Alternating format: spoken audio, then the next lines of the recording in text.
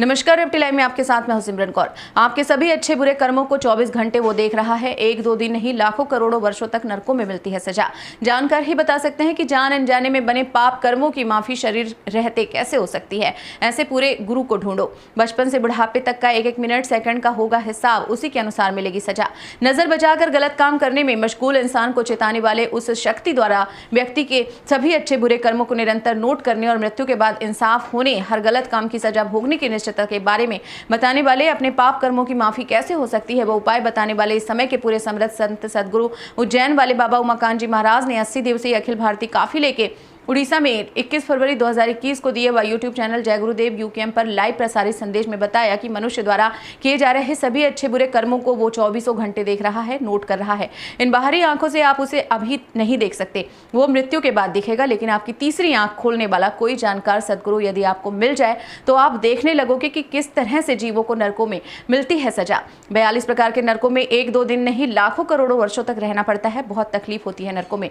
मनुष्य शरीर छूटने के बाद माफी का समय खत्म, फिर तो सिर्फ मिलती है कर्मों की सजा। मनुष्य शरीर से अपराध गुनाह किए तो माफी भी मनुष्य शरीर से भी हो सकती है। जब कोई जानकार संत सदगुरु मिलते हैं तो बताते हैं कि तुम्हारे जाने अनजाने में बने जो पाप कर्म है वो किस तरीके से खत्म होंगे, तब ये पाप कर्म कटते हैं, नहीं तो पाप की सजा भोगनी पड़ती है। जब शरीर छूट जाता है तो पिशाच के शरीर में बंद करते हैं यमराज के दूत और ले जा करके यमराज के सामने खड़ा कर देते हैं। आज तो कोई भले कहो कि जो हम करते हैं उसको कोई देख नहीं रहा, लेकिन जिसको आप नहीं देख पा रहे हो वो आपके अच्छे और बुरे सबको 24 घंटा देख रहा है। उससे कोई चीज छिपी नहीं है। उसके पास सब नोट हो रहा है, उसके कंप्यूटर में सब फिट हो रहा है, उसको आप छिपा नहीं सकते हो। जब शरीर छूटेगा और उसको जब आप देखोगे, अभी तो इन बाहरी आंखों से उसको देख नहीं सकते हो, आपकी दिव्य दृष्टि तीसरी आंख खुल जाए, देखने लग जाओ तो सब पता चल जाएगा। अब उसको खोलने वाला कोई मिला नहीं, बताने वाला नहीं मिला, आपने कोशिश नहीं किया तो कैसे देख पाओगे। लेकिन आपके क्रियाकलाप को, सबको जितना भी है, सबके सब क्रियाकलाप को वो देखता रहता है बराबर, और उसके पास नोट होता रहता है।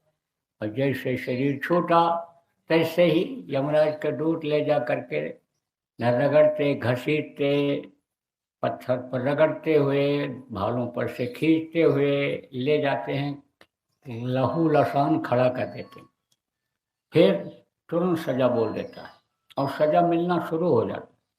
कोई कितना भी रोवे चिल्लाए गिड़गिड़ाए, लेकिन उस समय पर कोई माफ़ी नहीं मिलती है। देखो प्रेमियों, माफ़ी का समय मनुष्य शरीर में ही रहता है और पाप मनुष्य शरीर से ही होता है। तो जब मनुष्य शरीर से ही कर्म करते हैं कि हमारे पाप क्षमा हो जाए, पाप खत्म हो जाए, और कोई जानकार मिलता है, बताता है कि तुम्हारे ऐसे पाप खत्म होंगे जो तुम्हारे जान अनजान के यानी जो कर्म है, पाप कर्म है, वो इस तरीके से खत्म होंगे, तब यह पाप कर्म करते हैं।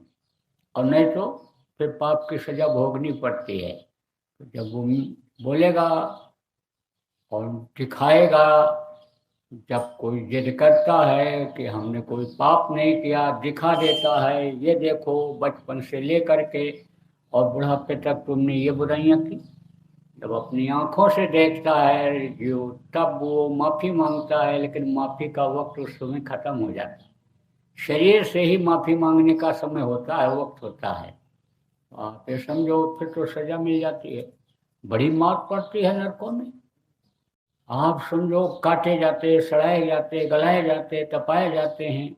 42 प्रकार के नर्क हैं, एक दो दिन उसमें नहीं रहना पड़ता, लाखों करोड़ों वर्ष तक किसी किसी को रह जाना पड़ता है, वहाँ से छुटकारा मिलता है।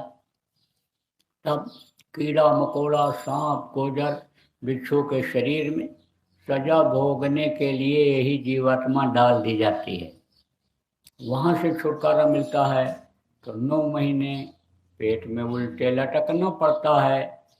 आप जितने भी लोग यहाँ बैठे हो, मैं भी यहाँ आपके सामने बैठा हूँ, हम सब लोग एक दिन माँ के पेट में थे, उल्टे टंगे हुए थे। माँ के पेट की आग तपा रही थी, बराबर मल और मूत्र की बदबू नाकों के सामने थी।